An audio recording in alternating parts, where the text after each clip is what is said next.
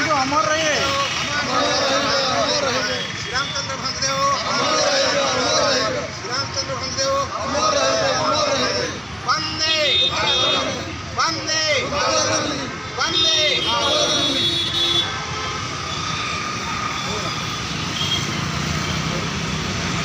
साधारण संपादक सार कौन कहे जदि उत्कल ओडिशा गठन होती मुख्य सूत्रधार अच्छा महाराज महाराज जन्मदिन केमती देखुं सहित आपणकर जो अच्छी हाँ मोर उत्कल सम्मेलन प्रथम सभापति कहले भूल हेनी। देखु आप तो एक कथा कहले वास्तव में से होती उत्कल सम्मेलन प्रथम सभापति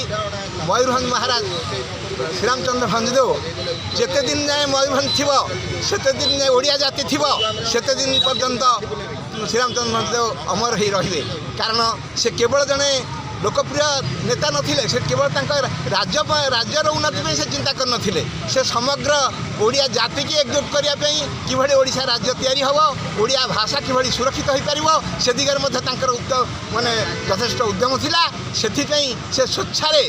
उत्कल सम्मेलन सभापतित्व पद ग्रहण करथिले। निज राज्यर प्रजा मानी से सेमानकर शिक्षा तांकर गमनागमन सुविधा न्यायिक व्यवस्था एथिरे से प्रभुत्व उन्नति आनी जहां आज मयूरभंजवासी झुरुचंती आ झुरुथुए आमर उत्कल सम्मेलन सभापति भाव में आम या कहूँ जे उत्कल सम्मेलन नथिले केबे हेले ओडिशा राज्य गठन हो पारि नथांता। तेणु से तले तार उद्योक्ता तार प्रथम सभापति तेणु उत्कल सम्मेलन मन रखी जेते दिन जाए सूर्यचंद्र थे सेते दिन पर्यंत से अमर हो रही बोली आम कामना करुँ। ओडिशा उच्च न्यायालय जोड़े वरिष्ठ अधिवक्ता 55 वर्ष उपलब्ध कर सारी उत्कल सम्मेलन गत 12 मसीह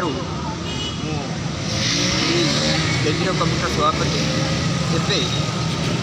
समस्त भाई मान अनुरोध कली भाई मैंने मत बर्तमान 81 वर्ष चलला तेनाली आम गोटे करवा मिनिमम ये करवा मैंने 75 वर्ष पर है आम पदवी ओहरी जाकर आम उपदेष्टा भाव में काम करवा कहीं आम जेहेतु उत्कल सम्मेलन समर्पित देश जाति समाज प्रतिष्ठा विकास आम जीवन में जड़े समर्पित व्यक्ति मो पिलादिन मु समाज सेवा रही तेणु आम आज जो पालन करुचे आमर मयूरभंज राजा महाराजा थे प्रकृति जो अवदान मत मधुबाबू से होती अन्य व्यक्तित्व ओडिशा भली जड़े लोकप्रिय राजा मत कई जन्म हो ना क्या से मयूरभंज कूल राजा ना से गोपबंधु को आम उत्कलमणि गोपबंधु को दरबार में से वकिल करते जो से विदाय देले 2 वर्ष पर गोटे सर्टिफिकेट देते तुम जड़े भल मनीष जड़े भल मनीष प्रकृत में बर्तमान देश में भल मनीषर बहुत अभाव आम देखा जाता मनीष आम समस्त देखा जाता मनीष एवं आम स्वार्थप आम समस्त व्यस्त कि जड़े लोक थे मोर मन हो जो 1903 मसीह उत्कल सम्मेलन प्रतिष्ठा है कटक ईदगाह पड़िया प्रथम मीटिंग है से हूँ 1903 मसीहा डिसेम्बर 30 तारिख से मयूरभंज आसी ट्रेन चढ़ी ट्रेन चढ़ी आसी कटक पहुँचले मधुबाबू छद्मवेश काले जो घोड़ा गाड़ी थी जो अन्य गाड़ी नाला घोड़ा गाड़ी नहीं रिसीव कर कटक स्टेशन मधुबाबू नहीं आसती मैं मधुबाबू जना पड़े छद्मवेश जाए कहीं ना सी आसबानी ना गाड़ी में से रिसीव कर कटक स्टेशन आसिले बाटर गला बेले सब जगह मधुबाबू को कटक लोक चिन्ह तेणु सब जगह लोक कथा होती मधुबाबू जिंदाबाद कर जिंदाबाद कर किसी गला देखिए मधुबाबू अच्छा मैंने से निजे रिसीव कर मधुबाबू मतलब एवं जो हूँ सब पैसा बढ़ेगा निजर स्वार्थ देखा मधुबाबू एकमात्र व्यक्ति थे भारत में ओडिशा और पाटना बिहार तर 24-25 मसीह मंत्रिमंडल है से जड़े व्यक्ति से कहले जदि पैसा नब तेज मंत्री हेबिनी अन्न मैंने राजी है से मंत्रित्व इस्तीफा निजे दे स्व इच्छा मैंने से भाई व्यक्तित्व मयूरभंज राजा मतलब से भाई से प्रथम सभापति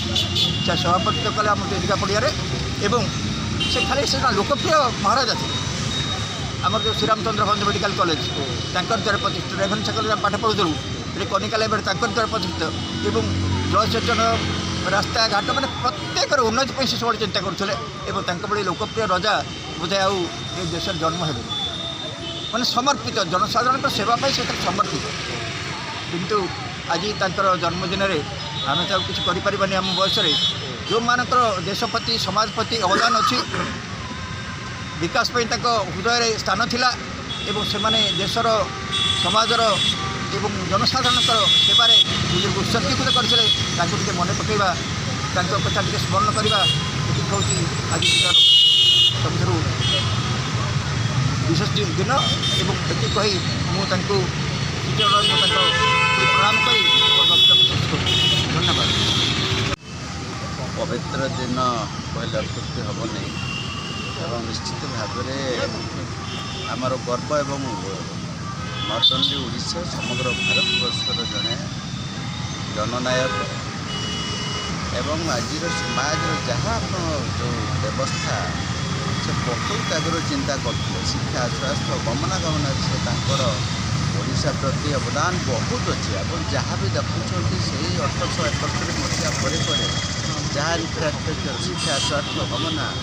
ରେଲ୍ ଲାଇନ୍ର ଶିକ୍ଷା ହେଉ ଏବଂ ବଡ଼ ମେଡ଼ିକାଲ ହେଉ ତାଙ୍କର ଅବଦାନ ଅତୁଳନୀୟ ଅଛି। ସବୁ ମହାରାଜାଙ୍କ ଭିତରୁ ଆମର ଶ୍ରୀରାମଚନ୍ଦ୍ର ପ୍ରଭୁଙ୍କର ଅବଦାନ ବହୁତ ଅଛି।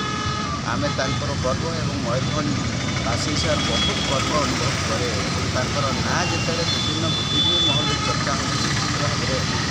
ଆମକୁ ବହୁତ ଖୁସି ଲାଗେ। ଆଜି ତାଙ୍କର ଜନ୍ମଦିନ ସମସ୍ତଙ୍କୁ ଶୁଭେଚ୍ଛା ଦେବି ଏବଂ ଏଇଭଳିଆ ଆଗାମୀ ପିଢ଼ି ବି ଜାଗୃତ ହେଉ ସମାଜରେ ପଛୁଆଞ୍ଚଳ ସମାଜର ଶିକ୍ଷା ବ୍ୟବସ୍ଥା ସମାଜର ସ୍ୱାର୍ଥର ଆଗାମୀ ଭବିଷ୍ୟତରେ କେମିତି ଆମେ ସୁଧୀରେଇବା ସୁଯୋଗରେ ଆଜିର ଏଭଳିଆ ପବିତ୍ର ଦିନରେ ଆମେ ଶପଥ କରିବା କଥା ଏବଂ ଓଡ଼ିଶା ପ୍ରଦେଶ ଗଠନରେ ତାଙ୍କର ଅବଦାନ କେତେ ଅଛି ଓଡ଼ିଶାର ଶିକ୍ଷା ବ୍ୟବସ୍ଥାକୁ ସୁଧୀରେଇବା ତାଙ୍କର ଅବଦାନ କେତେ ଅଛି ଗମନାଗମନ କ୍ଷେତ୍ରରେ ଏବଂ ଭାରତବର୍ଷରେ ମଧ୍ୟ ବହୁତ ଅବଦାନ ଅଛି। ତାଙ୍କର ଶାସନ ଗଣତାନ୍ତ୍ରିକ ଉପାୟରେ ଯେଉଁ ଶାସନ ଥିଲା ସେଇ ସମୟରେ ସେ ଚିନ୍ତା କରିଥିଲେ।